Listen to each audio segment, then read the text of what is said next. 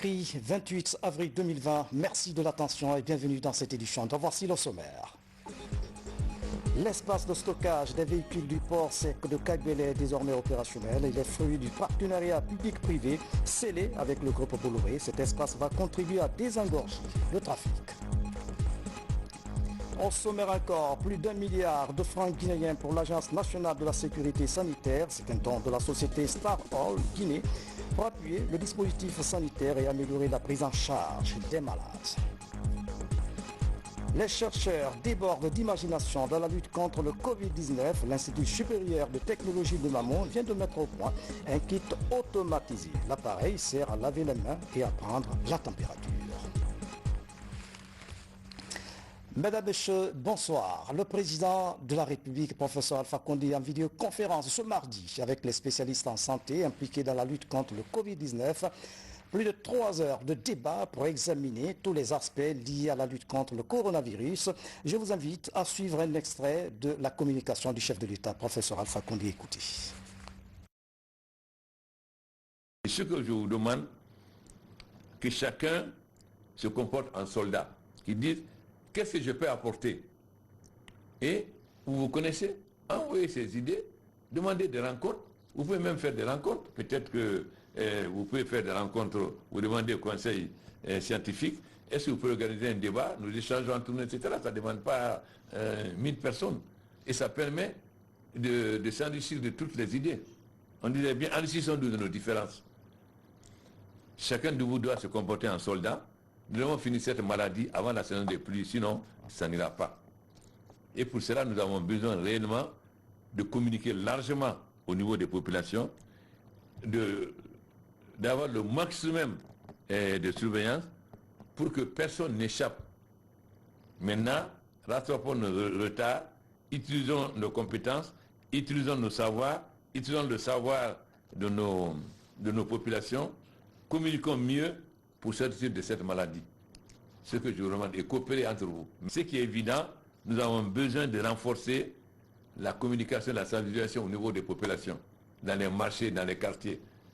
La société civile peut participer à cela, mais la société civile ne peut pas rester sur son paravent, m'écrire, oui, nous, la société civile, on ne nous a pas associés, maintenant on a déjà commencé notre travail. Mais la société civile n'a jamais demandé, nous voulons vous accompagner, comment nous pouvons vous accompagner?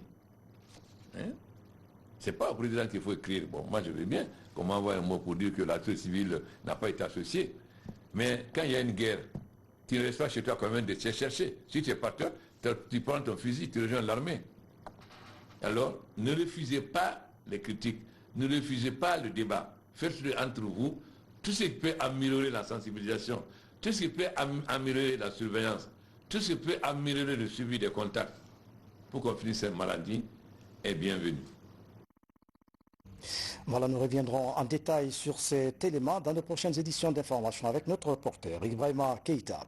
La Direction nationale de la protection civile s'élève contre les malades atteints du Covid-19 qui refusent de se rendre au centre d'isolement. Elle envisage des mesures fortes pour empêcher la propagation de la pandémie. Voici le reportage du commandant Morikaba. Dans le combat contre l'évolution du coronavirus en Guinée, les agents de la protection civile jouent un rôle prépondérant. Ils épaulent les médecins dans plusieurs étapes de la prise en charge en cette période de crise sanitaire. Depuis le début de la gestion de cette pandémie, la protection civile est déployée à la rentrée des hôpitaux. C'est des unités spécialisées pour la gestion des épidémies. Ils ont été formés en 2013, ils ont géré l'Ebola avec la Croix-Rouge, ils ont procédé à l'enterrement digne et sécurisé, le transport des malades et même la sensibilisation. Donc c'est le même qui commence, et depuis l'apparition de la maladie coronavirus, ces unités ont été immédiatement déployées. Personne ne rentre maintenant dans les hôpitaux si vous ne respectez pas les mesures d'hygiène. Selon le directeur général de la protection civile, la meilleure gestion de la lutte contre le coronavirus passe obligatoirement par l'admission de tous les cas diagnostiqués positifs dans les centres de traitement épidémiologique. Vous avez tous suivi le discours du président.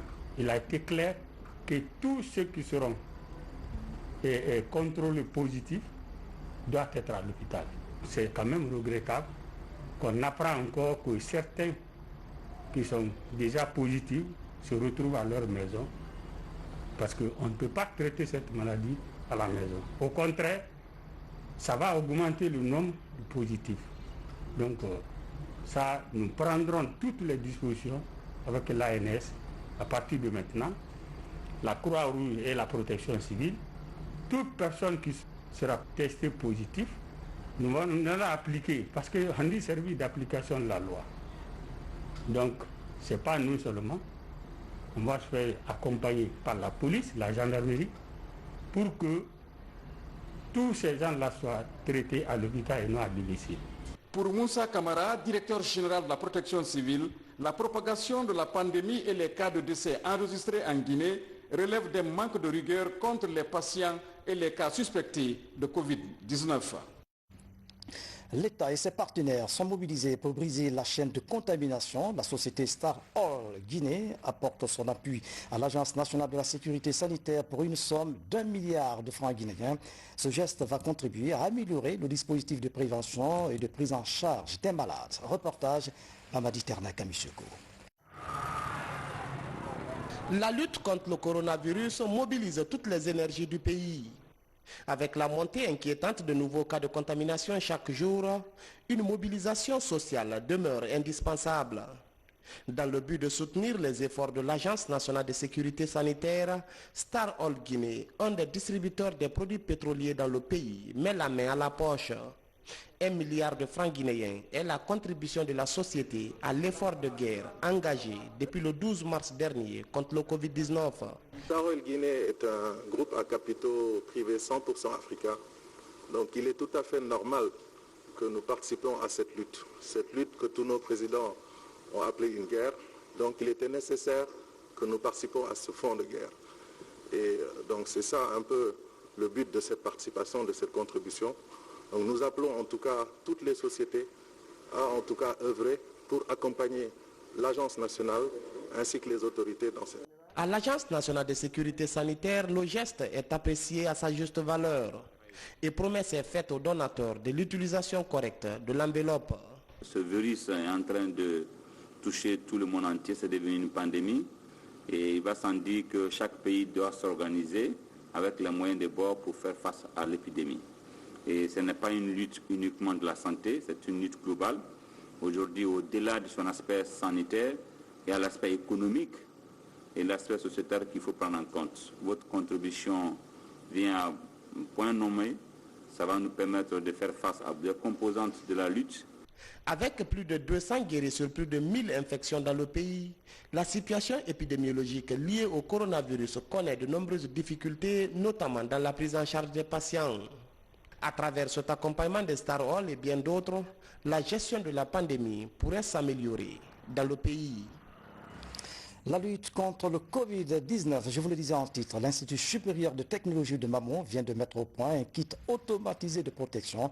L'appareil est doté d'une version audio avec des messages de sensibilisation sur le respect des gestes barrières. C'est une grande innovation réalisée par les enseignants-chercheurs de Télico. Mamadou Patebalde, notre correspondant permanent dans la région, nous fait découvrir cet appareil qui impressionne déjà les populations. Regardez. Situé à 2 km du centre-ville, l'Institut supérieur de technologie de Télico Mamou vient de mettre au point un kit automatique de protection sanitaire. Appelé Capros 001, cet appareil sert à laver les mains et à prélever automatiquement la température sans être en contact avec l'œil. Cet appareil fonctionne à l'aide du courant électrique ou de l'énergie solaire. L'appareil, pour son fonctionnement, il s'agit le lavage, il permet le lavage des mains, le prélèvement de la température. Et au finish, nous avons inséré une version vocale qui donne des conseils aux utilisateurs pour comment lutter contre le Covid-19. Parlant de son impact, nous allons dire que notre dispositif va beaucoup contribuer pour l'éradication de cette épidémie qui s'épanouit, qui ne fait que progresser dans notre pays. La fabrication de cet appareil est le résultat d'une grande recherche effectuée par les enseignants-chercheurs et les étudiants des départements de l'instrumentation et mesures physiques, technologie des équipements biomédicaux et le département énergétique. Déjà, notre ministère est en train d'appuyer ces chercheurs pour effectivement créer des équipements qui vont nous permettre de lever cette pandémie. On a déjà fait un premier appareil. Il y aura une autre version qui sera basée sur l'énergie solaire. Parce que vous avez dû remarquer que cet appareil-là, en fait, il marche à l'électricité. Donc, on va financer ces jeunes pour qu'ils puissent faire une nouvelle version avec un panneau solaire qui fera en sorte que cet appareil soit absolument indépendant. On peut l'installer où on veut. D'autres appareils plus sophistiqués sont en train d'être fabriqués par les enseignants-chercheurs et les étudiants. Des appareils dotés de capteurs pouvant prélever la température à même une distance d'1 mètre, enregistrer des données et même prendre des images. Déjà, des aspirateurs artificiels sont en voie d'achèvement dans les laboratoires de l'Institut. Avec ces innovations techniques et technologiques face à cette pandémie du Covid-19, l'Institut supérieur de technologie de Ouamou sollicite l'appui des autorités guinéennes pour leur vulgarisation à travers le pays. Œuvre de charité, plus de 1000 kits de lavage des mains, des vivres et d'autres denrées de première nécessité. C'est un don du chef de l'État, professeur Alpha Condé, destiné aux populations de Bofa. Ce don a un double objectif, soutenir les familles en ce mois de Ramadan et renforcer les mesures de prévention contre le coronavirus. Voici le reportage de Mohamed Seyar Souma. La préfecture de Bofa n'a pas encore enregistré de cas confirmés de Covid-19. Un bulletin sanitaire face auquel le comité préfectoral de riposte n'entend pas baisser la garde. Priorité est accordée à la prévention et à la surveillance. Nous sommes là pour suivre les contacts. Nous n'avons pas enregistré encore un cas positif. Mais 129 contacts sont encore sous contrôle.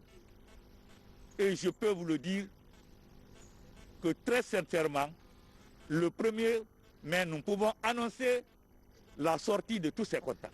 Ce résultat est consécutif à la chaîne de solidarité instaurée à Bofa, un engagement du président de la République qui se traduit en actions concrètes. Dans le lot, on retrouve des produits de large consommation et des kits sanitaires. Nous avons bénéficié des largesses de Monsieur le Président de la République avec plus de 500 kits de lavage de mains, mais aussi d'une grande mobilisation qui a été faite par les ressortissants de Bofa.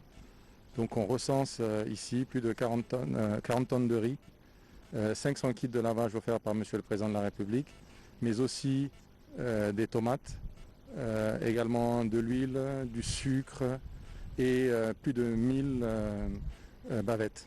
Les fils ressortissants emboîtent le pas de façon individuelle et collective. Désormais, les 7 sous-préfectures et la commune urbaine seront davantage impactées par ces efforts de lutte contre le Covid-19. Mieux, les ménages vont être soulagés en ce moment de pénitence. On ne fait que commencer, la crise est là, et ensuite dire à la population, si vous voyez qu'on envoie tout ça là, c'est pour que la population accepte de comprendre les mesures de lavage de mains, de prendre les mesures de distance. La maladie existe. Ce n'est pas venu pour une famille, elle est venue pour toute la Guinée, il n'y a pas de distinction déjà. Pour le premier remède qu'on a, c'est laver les mains, accepter de faire les distances, il n'y a pas de stigmatisation dans ça. Pour la meilleure gestion de ces dons, la clé de répartition a été fournie au comité préfectoral de riposte contre la pandémie. Étape suivante, la distribution et l'acheminement de ces vivres et kits sanitaires vers les localités bénéficiaires. Dans le même registre, le président de la République a offert un important lot de kits sanitaires au centre d'accueil de Mandiana.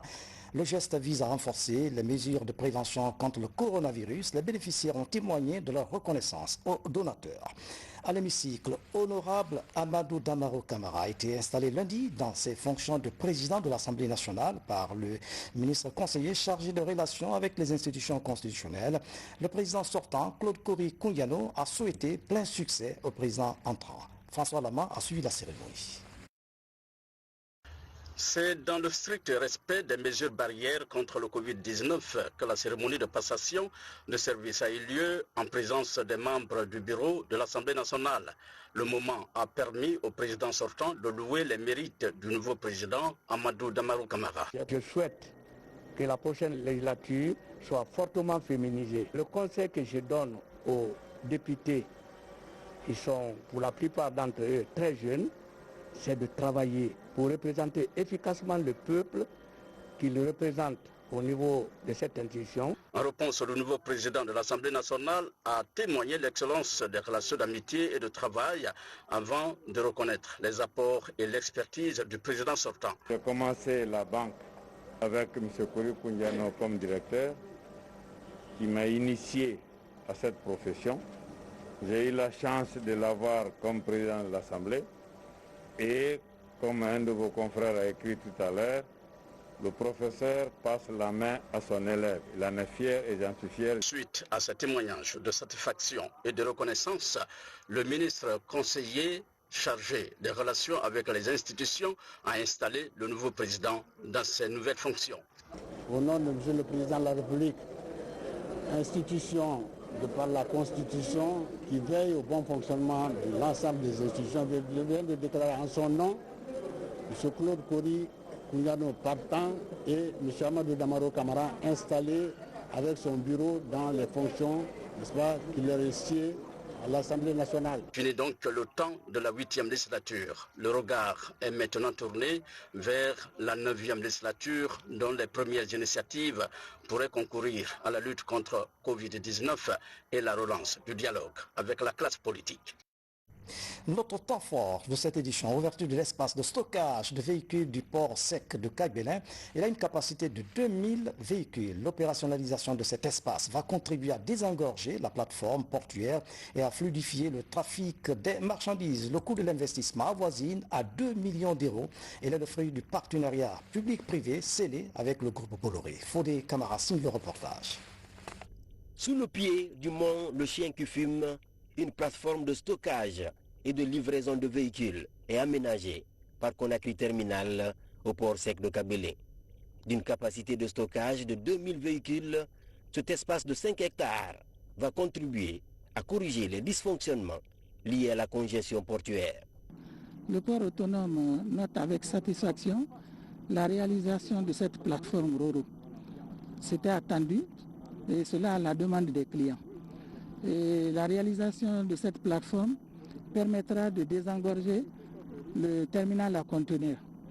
Et le port autonome va accompagner le groupe Bolloré pour la réalisation de la connexion ferroviaire. Quand on parle de ZAL, une zone d'activité logistique, il faut obligatoirement une connexion.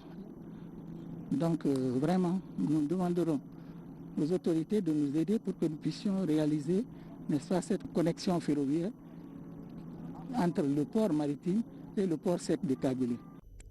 Déjà 4 remorques porte-auto sont opérationnelles pour transférer de Kaloum à Kabylie les véhicules en transit et de plus de 10 jours.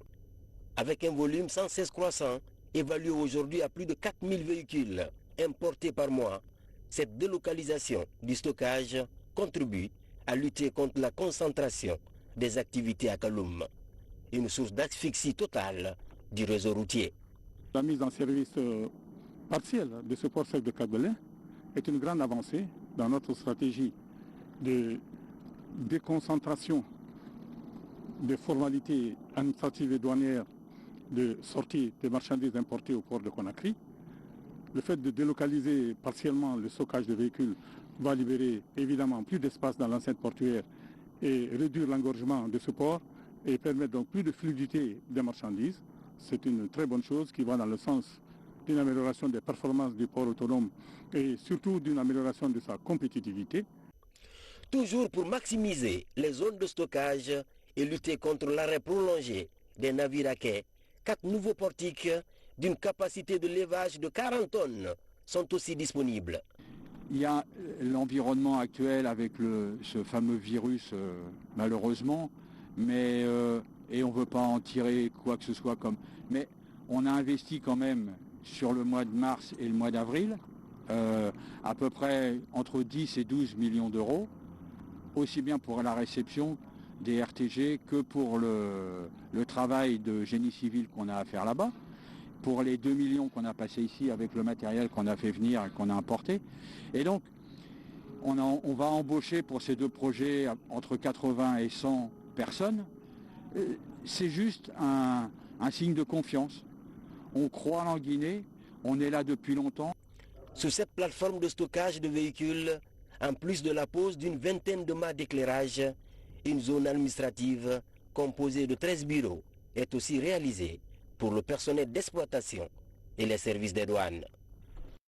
Fodé Camara, pour être plus complet par rapport au dossier transport, la gratuité du train Conakry Express soulage des milliers de passagers. Seul souci, à quelques endroits, le train a été caillassé. Les autorités de transport invitent les populations à plus de civisme. Nous y reviendrons avec Fodé Camara.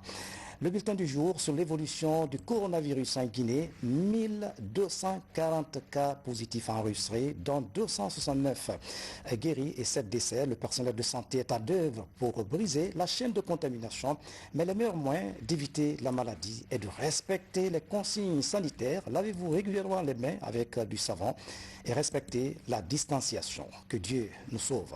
C'est la fin de cette édition à tous. Merci de nous avoir suivis. Je vous souhaite une nuit paisible en ce mois saint de Ramadan. À demain.